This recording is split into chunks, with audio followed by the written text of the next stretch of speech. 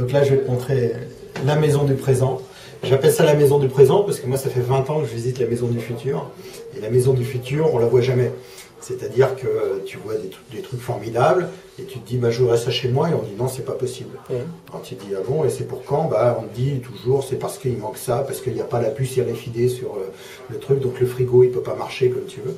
Là, tout ce que tu vas voir ici, c'est des choses qui sont commercialisables aujourd'hui. Donc là, ici, identification biométrique.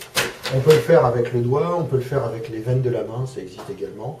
L'avantage de ça, c'est que bien sûr, ça t'ouvre la porte, et en même temps, ça va te permettre de paramétrer ta maison en fonction de ce que tu veux faire. C'est-à-dire, tu dis, moi, quand j'arrive, je veux que j'ai ma télévision sur Bloomberg, je veux que ma lumière, elle soit comme ci, mes stores, mes rideaux, mes volets.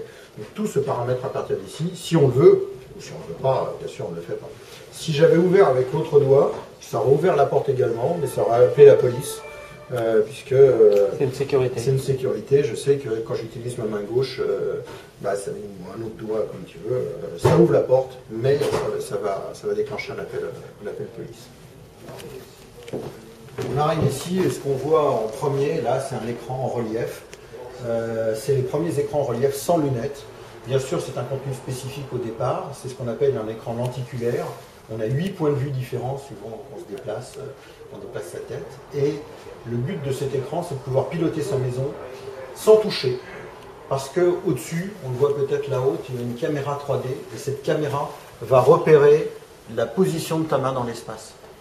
Donc là, pour l'instant, c'est en forme de prototype. Mais, pour ne pas contredire ce que je disais au début, c'est commercialisable tout de suite. Quand on va déplacer la main, comme ça, dans l'espace, pouvoir actionner la radio, pouvoir monter le son de la radio, pouvoir le baisser, pouvoir actionner la lumière, les rideaux, les stores, etc. Pouvoir piloter sa maison virtuellement sans rien toucher. Donc voilà ici, j'approche ma main de Réveil Chanson, j'attrape le logo et je déclenche Réveil Chanson dans ma maison. Une fois qu'on est rentré, on a cette tablette ici qui va me permettre de piloter toute ma maison. On voit que ma maison est dessinée, on voit toutes les pièces de la maison ici. On voit également là-haut un retour de la station météo que nous avons mis sur le toit. Il fait, à l'heure où je vous parle, 12 degrés 2 et on a un petit vent de 20,16 km/h. Si je veux piloter une pièce, c'est très très simple. Je dis dans quelle pièce je suis, dans la cuisine par exemple. Et ici en bas, on va voir tout ce sur quoi on peut interagir. Donc la lumière, je vais ici monter un petit peu ma lumière, baisser celle-ci, monter celle-là. Je vais pouvoir agir sur toutes mes lumières, sachant que mes interrupteurs que tu vois en dessous fonctionnent également classiquement. Donc ça ne se substitue pas à des interrupteurs. C'est en supplément. C'est en supplément. Ça permet de faire des choses en plus qu'avec des interrupteurs, de créer des scènes de lumière, etc. Je vais pouvoir jouer aussi... Tout est paramétrable, évidemment. Tout est paramétrable. Je vais pouvoir lancer mes stores. Là, je ferme un store, j'en ouvre un autre, etc.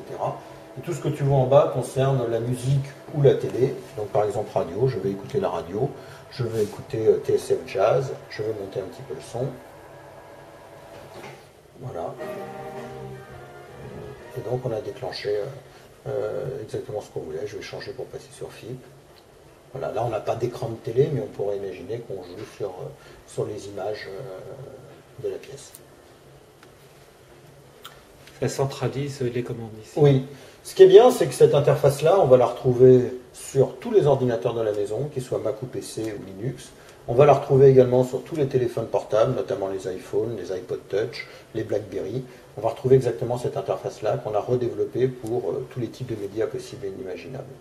Et là, je vois marqué Slingbox, ça veut dire qu'on peut commander l'appareil oui, de l'extérieur. Quand on fait Slingbox, ça veut dire que si on est à l'autre bout du monde, on va pouvoir lancer cette application-là pour contrôler sa maison, voir les lumières qui sont allumées ou pas. On voit dans le retour d'état ici, voir les télés qui sont allumées. Mais on va pouvoir également regarder à distance n'importe quelle image ou n'importe quel son qui sort de la maison. Un exemple, on est à Tokyo, il y a un match de foot très important sur Canal+. On se connecte à sa maison grâce à la Slingbox et avec l'interface, on va pouvoir changer la chaîne. On va pouvoir mettre n'importe quelle chaîne et regarder aussi bien sur son iPhone que sur son ordinateur dans sa chambre d'hôtel à Tokyo. Et on peut avoir aussi les caméras de surveillance. Et les caméras de surveillance. Tous les contenus audio-vidéo sont disponibles ici et en même temps à l'extérieur.